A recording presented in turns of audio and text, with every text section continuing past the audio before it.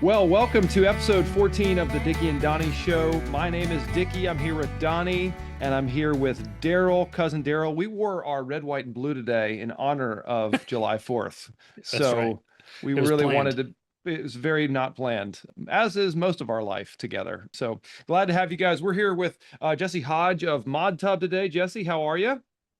Hey, I'm good. I didn't get the red, white, and blue memo, but glad to be here. Yeah, well, you're in the wonderful country of Texas, which is everything America. So That's true. you get the pass. Dickie, did you know that Texas is the one state that can fly their state flag as high as the American flag? Did you know that? I don't know what that means. Okay, so their flagpole where people would Yeah, hang a flag. yeah. Why would that be a law? Jesse? Uh, I don't really know like who determined that, but I do know that's true, and we definitely take advantage of it. You got Yeah, Texas they're flag and U.S. always flag together. side by And side. y'all, growing up in school, you said you grew up around Dallas. Did you guys do the Texas pledge and the Pledge of Allegiance? We did, yeah. I did not realize that was weird until like the past hmm 2 years or so. I had people be like, "You pledged allegiance to your state? What?" But we Texas do. is its own country. I mean, it is a wild It country really to is. live in. Yeah. It is. Yeah. Yeah. Well, we are really glad to have you, Jesse. As you know, our goal is to liberate business owners from chaos to make time for what matters most. And I think you connected with Brent and have just got a real compelling story. So just happy to have you on here, learn a bit more about what you've learned as a business owner and what you've learned as entrepreneur. So yeah, thanks for jumping in. Brandon, I think you wanted to kick us off. Before I do have a few questions, just kind of get the lay of your business, but can you start off just like real quick? We meet in an elevator, and I'm like, "What do you do? What do you say?" Yeah, I'd say we manufacture and sell cold plunges direct to consumer all across the US. That's awesome. How many employees do y'all have? There's three of us total, so it's Okay. my brother, a woman named Valerie, and myself. Okay. What roles do y'all kind of serve? Like, is one mainly sales, one mainly operations, kind of everybody's everything? It's pretty fluid. I think we've tried to provide some more structure to it lately, which has been nice. But at a high level, I'm probably most of like the vision and general strategy of the company. My brother Sawyer is operations, like he really keeps everything running. And then Val is like all things customers, like the face of the company to our customers. So customer Okay. support, jumps in on a bunch of marketing stuff. I mean, she's kind of a Swiss Army knife. I mean, we all kind of are, but yeah. Cool. That's awesome. And you said you're direct to consumer. So are y'all pretty much all online sales? Do y'all have any store presence? No, yeah, it's all online. We've Okay. worked with a few drop shippers who sell our product from their websites. It's not a significant part of our business. So I mean, 98% of it is direct Sure. from our website. Okay. And how long has ModTubs been around? 3.5 years. We launched in February of 22. Good for y'all. That's awesome, man. It's awesome. Well, thanks for sharing a little bit about your business. We always ask this at Business on Purpose. We're very vision, mission, value driven. What's kind of y'all's mission? What gets y'all out of bed in the morning to do what y'all do? Yeah, it's it's something that we definitely don't have like on a plaque or anything. Like I wish we did. I'd say, I mean, just to be truthful, really the things that get me out of bed is just getting to do this with my brother. Like, I just love what It's we're awesome. building internally. Like, not to say I don't love our customers or cold plunges and stuff, but I just think it's just so fun to get to do it with Sawyer and Val. And, it's a roller coaster, but yeah, I'd say that's what gets me out of bed is just getting to work with my brother every day. Well, embrace It's the awesome. cold is on your hat. Is that part of what y'all do? I mean, that seems like that's the logo. Yeah, yeah. So, as far as like the actually cold plunging side of it, we have really come to love the cold plunging community, and we do cold plunge quite a bit. But we kind of fell into this. I mean, we didn't. It wasn't that we're these biohackers or anything who just love cold plunging. It's we really came from a background in hot tubs and kind of saw cold plunging taking off, and I was like, oh, I bet we could build that. And then so we really got into it because we understand the mechanics of it pretty well, more so than we're ourselves like these super cold plungers. But like I said, like we have come to really love the cold plunge community, and we do cold plunge ourselves quite a bit. But I wouldn't say that was like the original mission. Was that it was really about cold plunging? It was really about liking to build stuff and liking to do it Mm. with the team we have. That's awesome. Well, half of the people on this call love cold plunging. So I would say a probably third. a Well, third. well, Jesse, you might be in my category. I'm not sure. I think y'all are Yeah. together. I'm more of the beer and hot tub culture is more of probably my lane that I'm going to stay in, but I've never cold plunged. I'd love to try it.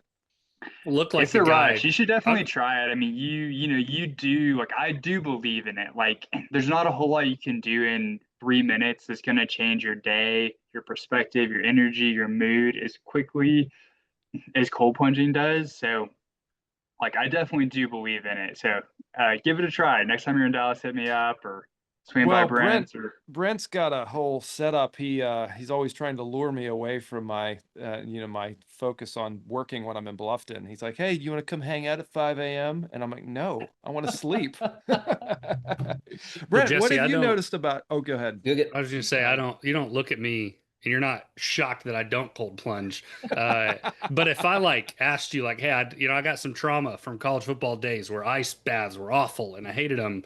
What's your like quick sales pitch of the like, obviously the whole, it changes. Like what else can you do in 3 minutes?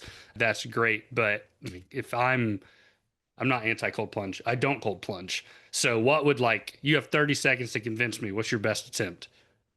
Oh man. Well, first off, I would say there really isn't as much of a prototypical cold plunger as you think. Like, it really is pretty varied. Not everyone's like these young athletic people. It's people of all ages, all shapes, all sizes. So Okay.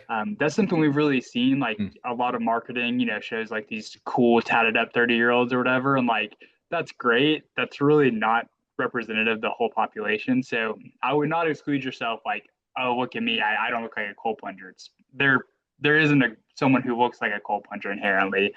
And recovering from trauma from sports, I would say cold plunging now, at least most of what the people who are buying mod tubs, they're doing it for mental benefits equally, if not more than the physical benefits. I think through sports, cold plunging was so much sold as, Entirely yeah, it's physical. it's a physical benefit, and it is a different perspective or just a different way of looking at cold plunging that, it's, maybe it helps my muscles recover faster and that's great, but really it gives me a bunch of grit, resilience, energy, clarity. So I would just say, try it again with a fresh perspective, and you don't have to go as cold. I mean, start at 55, 60 degrees if you need to. What's your temp, I'm Brent? sold. What do you plunge at? I'm at 42, but I worked my way down, like Jesse just said. And I will attest to this. I don't do it for I do it for recovery. My wife knows the days I do and do not cold plunge because of up here. I'm a nicer, happier human. And that was a side effect I did not expect when I first started it maybe 3 years ago. No kidding. That's awesome. For sure. Yeah. Much better dad, husband. I mean, just all around, just happier. The stresses of life don't seem as heavy. I mean, it's pretty remarkable. That's awesome. Daryl, do you have a question? Question. Yeah. I was thinking about you guys, Jesse, because you had mentioned, I knew you were corporate world before. Take us back to the moment when y'all were like, you and Sawyer were like, screw it. Let's build a cold plunge. Take us back to that moment. I know you started with hot tubs and that's a saturated market, but take us back to the moment in corporate America that you're like, screw it. We're out. Pull the ejection Mav, we're out of here.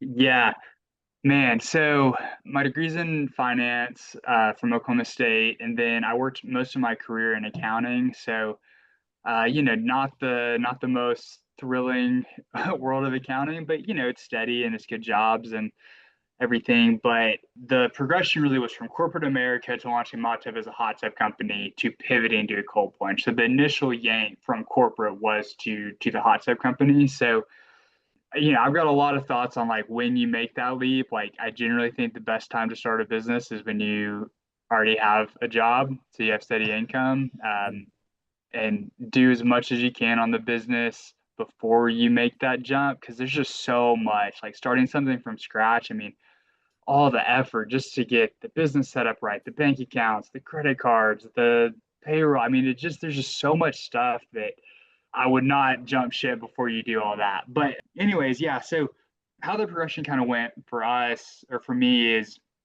working in corporate America, randomly got into refurbishing used hot tubs.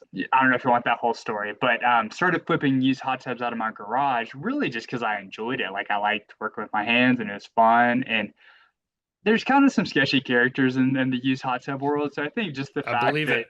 I believe it. You don't have to.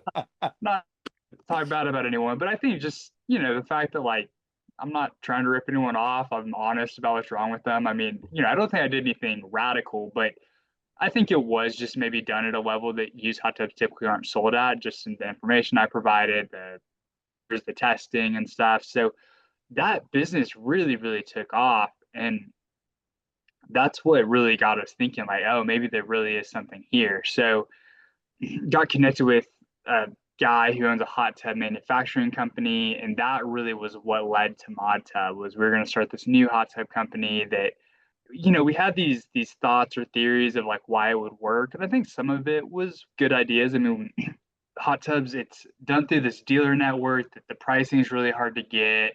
There's way too many options that most consumers don't even understand. So we were like, our goal was to make a much more curated offering where we just had, you know, three models of hot tubs, like our small, medium, large, that had all the features we thought were the best, super transparent on our pricing, kind of have like a little bit younger, more modern look to them, and all this stuff that, you know, maybe it sounds good, like it was a good idea. Ultimately, it didn't work, so so it wasn't that great of an idea. But anyways, kind of rambling. So yeah, that's really was it was flipping used hot tubs and getting connected with this hot tub manufacturing company is what caused us to originally make the jump. And like at some point you do just have to make the jump. But if I could go back, I would have waited a little bit longer before we made the jump. Just because the first couple of months we're just doing all these tedious tasks that I could have done moonlighting while I still had a little more stability. But you know, here we are. Like at some point you do just have to make the jump. So Talk to me about that pivot. I mean, that's what I'm so interested in, people that are focused on one thing and then literally hot to cold, right? Like, so what were some of the decisions or filters you made to say, I'm all in on this? Nope, we're going this way. How did that look? yeah, I think that is probably the most interesting part of our story is, I mean, you know, the first year in hot tubs was, I mean, probably the hardest year of my life. Just nothing worked and like burning through money, and we just had our second kid. I mean, it was just stressful. And but about that time we saw Plunge brand on Shark Tank, and I just looked at it and was like, man, that is not that complicated. Like it's a tub of water, a pump, a filter, and a chiller. And I mean that's what it is. So I was like, compared to hot tubs, that's super simple because hot tubs have all these safety features because you're dealing with heat. They've got most of them have 220-volt electricity, which is just adds a layer of complexity. You know, everything's under the tub, so it's really hard to access. There's a ton more jets. Anyways, hot tubs are just much more complex. Water's hard to keep clean when it's hot. So I saw a plunge on Shark Tank, and I'm like, I could build that. And because of what we knew about hot tubs, they've been making these rotomolded plastic hot tubs for years. I mean, you know, 150 years. I don't know how long, but they're really popular. That's a lot of what I refurbish because they're really lightweight. They're easy to move. They're super insulated. So when it came to cold plunging, I mean, immediately my thought was like, what can we get that is rotomolded plastic and really insulated? So that led us to the big cooler essentially that we use now. So we really pioneered that of taking a big insulated chest like a cooler and turn that into a cold plunge. So yeah, it was every Friday my brother and I would meet in my garage. We'd tinker around with, you know, different pumps, different coolers, and I just tinker around every Friday, never really knowing what was going to come of it. But as the hot tub business was doing this and our cold plunge design was getting better, we finally just threw the cold plunge on the website. Definitely did not have all the kinks worked out. Was, you know, very much believer in minimum viable product. Like it was minimally viable, but not by a lot. And but man, we learned so much, and people responded to it really well. And kind of the rest is history. We abandoned hot tubs. We went all in on cold plunge. We designed a new tub that's our own. So yeah, that's kind of So the progression. how did you figure out sourcing, supply chain, all your stuff? Like, was that like, you said you got a finance background, so that's, I assume you had some understanding of margin and how to, model a product. Yeah, I guess. I mean, it's a lot more grassroots than people think. Like, there's not, a bunch of super sophisticated financial modeling and stuff. It's really just like, I bet 3,000 is about the right price. Well, see, that's what I love. I mean, most people think there's so much complication in certain types of business. And I've talked to so many business owners and they're like, we thought this was the right price. We thought this was a good product. We put it on there. It went great. And like, I love to hear that, like just that commitment to moving forward.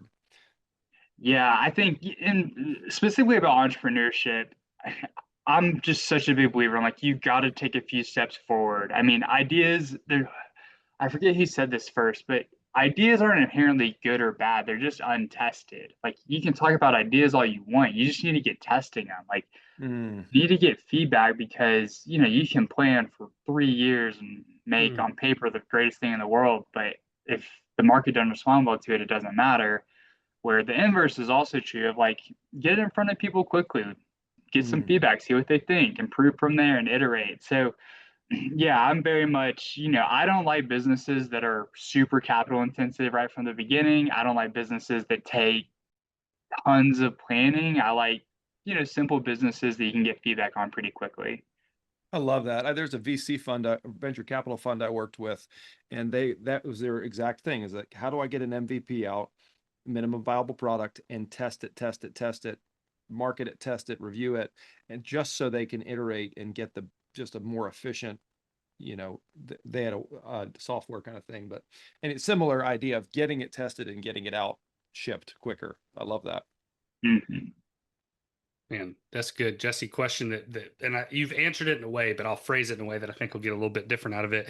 I think there's a lot of people that entrepreneurial minded, right? To where they jump out of college and they get a job because that's what you do. You get a job and they work and that job doesn't bring the level of satisfaction they always thought a job would. And they start tinkering in their garage, for lack of better phrases, like on the side, and they start flipping furniture, or they start like, okay, what can I flip from Goodwill? Like that's a whole thing. And they're just like, man, I want something that engages different parts of me. And I think your story, although very unique, is not abnormal. That kind of approach. I hope are people listening in that mode right now where they're like, I don't know if I'll ever be able to jump ship, but what would you, other than, because I think that was great of like, hey, there's going to be some administrative rigmarole when you jump in, credit cards, bank accounts, like all that stuff it just takes time. If I'm in that position, I'm a college student or I just graduated, I've been in a job for a number of years, I know it's not my end all be all, and there's something I just feel called or pulling to do. What's your piece of advice to them from what you've learned? But what's your advice to them? Yeah, that's a great question.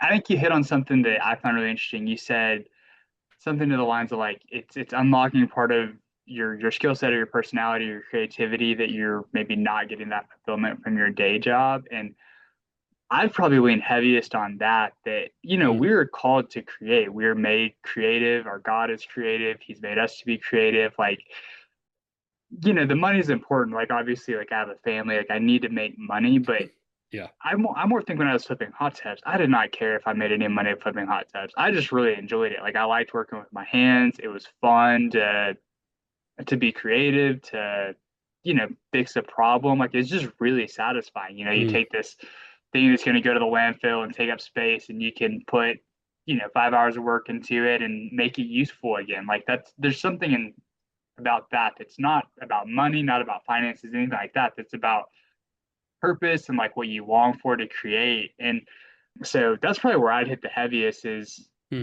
like, yeah, I mean, obviously you got to make money and, you don't want to be doing something that's just a waste of time. But I think it's tough to be too wrapped up in the money in the beginning, at least. Like, MODTUB where it is today, like we're a business, like we very much, try to make money, but the origin stories had nothing to do with money, really. It was about creating. So, and then, yeah, I just keep taking steps forward. I mean, let it grow naturally. Like, don't force it. I mean, I even think back to flipping hot tubs. I'm like, man, I didn't take credit cards. I didn't have a website. I sold everything on Facebook Marketplace. And total sketchy marketplace. Facebook Marketplace has really gone downhill. I mean, I'm a classified connoisseur. I like to think of myself as somebody who likes Craigslist and Stolen trucks and stolen truck. I did buy a stolen truck that turned out not to be stolen on Facebook Marketplace a couple months ago. That was super fun.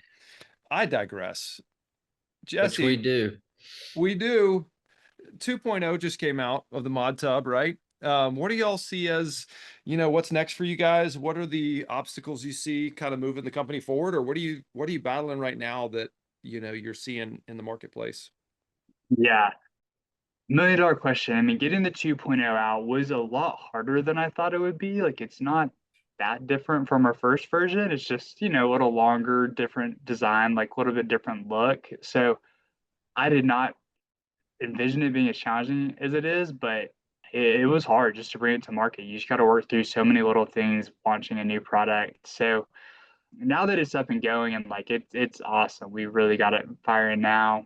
It's hard to know exactly what's next. I think, everything's on the table. Like I think we are trying to grow up a little bit. Like I said, just in terms of our organization, we've implemented some business practices and clarified some roles and responsibilities and have much better cadence to our meetings, and we're setting quarterly goals and Nice. trying to just grow up a little bit as a company. But I think we've always had this desire to have a heat option, like a heat modality, whether that's a sauna or a like hot tub of sorts, like a small hot tub. That to me is just where there's the most open space. Like we sell a cold and everyone loves the contrast. So we're actively working on that. But yeah, I don't know. Besides that, just trying So to you enjoy the guys are ride. you going to go to market with an infrared sauna? Now you got me talking. Well, we tried last year. We spent a pretty significant amount of time working on one, and we just couldn't get it to where we wanted to. Like at the end of the day, we're not engineers, and I think that's what's tough. I think the fact that we're not engineers has helped us. Like sometimes you'll talk to an engineer and like feel overcomplicated and stuff, and you're like, man, like we just need to get building. And I think in some ways that's what's allowed our success, but in some ways, engineers are smart and they go to school and stuff. So we ended up kind of putting the sauna on the shelf last year, and we're considering picking it back up this year to try to have something ready for the winter. That's killer. Because Jesse, have you people heard do. of Go ahead, Brendan. No. I was about to transition. No further questions. Go ahead. Have you heard of a sweat deck? Like, are those big around y'all? I heard about Sweat those deck. recently. Wet deck. I'm Yeah, not my familiar. buddy out of Houston, contractor, and his entire business is sweat decks now. And what it is it's like there's usually 3 elements or 4 elements. There is a sauna, there is a cold plunge, and there's a gym, an outdoor gym. And it's a deck that's built to hold like all that. Sometimes they'll throw in a grill station or whatnot, but I guess this little thing they call sweat deck. I won't Head to MODTUB sweat deck. You do it all. Dude, you smoke the brisket the night before, you get out of the sauna and eat your brisket Sounds amazing. in the cold plunge. in the cold plunge. No, I've not heard of that. Cool. But I mean, Yeah, great. people love the heat and the cold, and then definitely resonate really strongly with the garage gym community. So I mean, I get it for sure. Yeah, I just didn't know if you'd heard. That was a new term to me about a month ago, and I was like, you might be right up that alley. But maybe it's one guy that just calls them sweat decks. I don't know. Sweat deck. That sounds gross, but also inspiring. Kind of like you, Dickie. Kind of like Dickie. Yep. Kind of like Dickie. There's a guy. Do you ever follow Ben Greenfield, Jesse? Do you know that guy? Yeah. Biohacker. Yep. Okay. I got into him for a while. I would do sauna, cold shower, sauna when I was training for these triathlons, and I would do 12 minutes, couple minutes, 12 minutes, and it was so great. But I've just had a hard time with the cold plunge. I'm just kind of a weenie. I can fix that. Mm-hmm.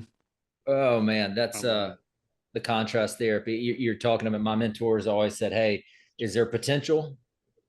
Did the door open by itself, like you said, grow it organically, or are we trying to kick something down? And is the smile of God on it? Meaning, He is saying yes, go. It might be a not yet, but potential. Did the door open by itself, and the smile of God on it? I'll send you that podcast. These are serial entrepreneurs, Jesse, and they're kingdom men. So you'll love that. I'll send it your way. That's great. Yeah. Well, Jesse, here's one before Dickie does this. Jesse, one question. We would be remiss. We work with business owners all the time. I'm sure there have been hurdles you've run into. Do you have any questions? We'll unveil it all. Not that we like have every single answer. We have quite a few, but while you have us, this would just be great content for us as well, for ours of walking through this. Anything on your end where you're like, how do y'all do with this? Or you mentioned growing up. It's a lot. We work with a lot of business owners in that stage of like, man, I woke up 10 years later and I have something, but I'm still the guy flipping hot tubs. So what now? So I don't want to put you on the spot with any of this, but we're open. Yeah, no, I've always like advice from people who've been there, seen it before. So yeah, I mean, I think there's kind of two different directions I think ModTub could go. I guess you'd say three, but we could really optimize what we have. And for me, I could maybe be a little less involved and it'd be a little more passive because Sawyer and Val really run the majority of it. So that's an option. We could try to expand our product offerings and everything, which is an option because at the end of the day, like it's a pretty tough business model to sustain where you sell a product that people buy one time. It just, your lifetime value of your customers limited to that one product. And we sell some accessories and stuff, but that's not moving the needle for us. So, we're always just having to sell more cold plunges. So ModTub, I think, belongs with more products, so it can be part of the whole suite of, sweat deck, of fitness equipment, of saunas, of whatever it is. So if you're thinking that way, then we could sell it to someone who maybe has more of a portfolio, or we could try to expand the portfolio ourselves. So those are kind of the three options I'd say that we're kind of depends what day you catch me where where I'm leaning. But do we expand our product offerings? Do we sell the company to a bigger portfolio who's already selling more things? Or do we just accept that we're a cold plunge company and try to make that really optimized and profitable? Good options. What are the answers, guys? Daryl and Donnie. I see Daryl's wheels are turning. I'm gonna let. Well, I go back. I would walk you guys through first the vision story. It's not a statement, but really looking 2, 3, 4 years out and defining it goes back to that simple but profound question. What do you want? What are the pros and cons of each of those? And you do almost like the old Ben Franklin, the T-bar, and go, all right, if we do X, if we expand to the sweat deck mentality, pros and cons, what will that do as far as number of people? How many people do I want to lead and manage? What's our carrot? How much do we really want to make? And do we want to, you started out with this theme of simplicity. Do we want to remain in this simplicity? Also noting what you noted and going, hey, sometimes, unless you're an avid consumer, it's a one-time purchase. I saw your 2.0 and I'm like, ooh, I want that one, And so I think walking through the vision story with Sawyer, go, hey, let's define what we want and what's important to us. And going back to what are y'all's core values? A lot of times we can make decisions filtering through what we say is what we value. Like one of our core values as the Whitaker family is simple living. Does this purchase, is it going to allow us to continue to live simply or is it going to complicate things? And we filter decisions through that. And so that would be a place to start as well, is what are our core values as a company? Yeah. And based off those three options, filtering through those filters, filtering through those filters. Yeah, say it twice. Yeah. It's good. Well, Jesse, I love that, Brent. The core values driving your decision making and filtering your decisions. Jesse, where do people find you online, on socials? Yeah, so I don't really exist outside of ModTub, but you can find ModTub ModTub, on, yeah. Instagram, so just at ModTub. Our website, modtub.co. It's just co, not com. And yeah, those are probably the two main places. Small YouTube presence and stuff, but really Instagram and our website are kind of the two main places. Awesome. Well, we'd love to send all 7 of our listeners to modtub.co, not modtub.com. Jesse, thanks for taking the time to meet with us and connect. It was really cool to hear about your story. And yeah, awesome. If you got more questions, go to Jesse's website. And if you're a business owner and need support or direction on how to grow your business and scale it, that it can run and grow without you, We want to liberate you from chaos. And so you can go to businessonpurpose.com/healthy and take a 7-minute business assessment. We'd love to help you walk through what it looks like to build systems and processes so your business can thrive. So Jesse, thanks. Daryl and Donnie, good to see you guys. As Good to always. see you as well. Yeah, thank y'all. Bye. See you, man. See ya.